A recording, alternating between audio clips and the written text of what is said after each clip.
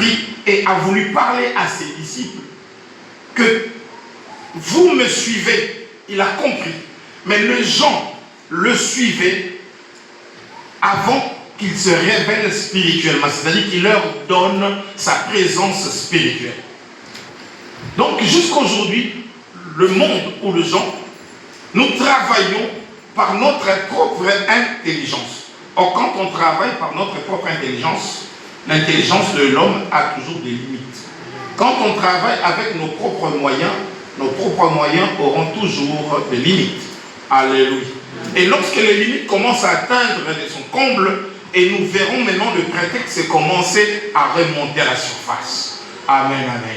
Et tellement je suis fatigué, je commence à donner des prétextes. Et le prétexte va faire que peut-être l'église se ferme, peut-être que l'église se disloque pour que moi je puisse trouver ma tranquillité. Parce que la charge qu'on m'a donnée est tellement lourde.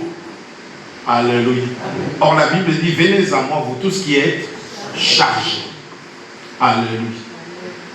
Amen, amen. Jésus ne nous charge pas. Aujourd'hui, nous avons nos charges. Et il y a certaines charges qui sont difficiles à porter. Toute charge, de toute façon, c'est un poids que tu traînes difficilement. Quand tu dis j'ai la charge des enfants, ça dit tu te bats bec et ongle pour tout simplement chercher à canaliser tes enfants à devenir des gens utiles dans la société malgré la perversion. Vous savez, aujourd'hui, éduquer un enfant pour qu'il devienne quelqu'un dans la société, c'est un challenge. Alléluia. Et toi-même, pour que tu deviennes quelqu'un dans le monde, c'est un challenge. Dites-moi, qui peut, nous connaissons par ses propres salaires, peut-il sortir l'argent pour acheter une maison? Alléluia. Et avoir une maison, ça devient une charge. Qui peut aller chez les concessionnaires avec son propre salaire et sortir l'argent et payer une nouvelle voiture? Alléluia. Et c'est compliqué. Et nous devons faire quoi? Nous devons toujours chercher à faire des zigzags pour essayer d'obtenir, et si pas deuxième main, même huitième main. Ne serait-ce que je sois en train de rouler dans une voiture. Alléluia. Et ça devient un fardeau, ça devient, une charge. La charge, c'est quelque chose de pesant et qui t'empêche d'avoir une vitesse stratégique. Quand on est chargé, on n'a plus de vitesse. Parce que ta force est étouffée par le poids de la charge que tu as. C'est pourquoi vous verrez beaucoup de gens, à force d'avoir le poids de certaines choses, ils finissent par faner et ils finissent par aussi par vieillir. Pourquoi? Parce qu'il y a trop de charges. Alléluia. Trop de charges. Alléluia. Il y a beaucoup de charges.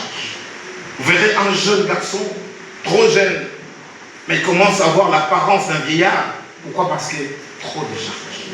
Vous verrez une femme qui commence à se négliger, ce n'est pas parce qu'elle le veut, mais parce qu'il n'arrive pas. Alléluia. Amen. Trop de charges. Amen, amen. Aujourd'hui, l'Église a oublié. L'Église aussi commence à voir le travail de Dieu comme étant une charge, lourde à déplacer, lourde à faire. Amen. Venir à l'Église devient lourd. Travailler pour l'Église devient lourd. Louer Jésus humblement, ça devient lourd. Amen, amen. C'est une charge. Pourquoi? Parce que ton état ne te permet pas d'assumer la charge que Dieu t'a donnée. Alléluia. Amen. Amen, amen. Amen.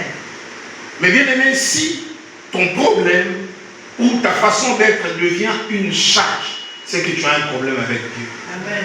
Alléluia. Amen. Tu as un problème avec Dieu. Lorsque tu commences à considérer tes enfants comme étant des charges, c'est que tu commences à avoir un problème avec Dieu. Un problème de compréhension, de connaissance de Dieu. Alléluia. Amen. Si le travail de Dieu commence à devenir une charge pour toi, amen, amen, c'est que tu as un problème.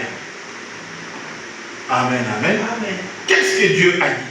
Venez à moi, vous tous qui êtes chargés et fatigué, parce que la charge fatigue, épuise. Vous n'arrivez plus à marcher. Mais bien aimé, nous développons certaines maladies à cause de certains poids que nous portons. Le poids de la famille. Vous savez combien de gens qui sont morts à cause de mettre sur leurs épaules tout l'espoir de leur famille? Vous savez combien de gens qui se sont prostitués pour que tout simplement leur famille prospère ou soit bien? Alléluia. Vous savez combien de gens sont entrés dans de prison juste pour aider la famille? Je ne dis pas qu'on n'aide pas la famille, mais au-delà, et si la famille devient une charge, alléluia, et cela peut faire que toi tu compromettes même ta vie.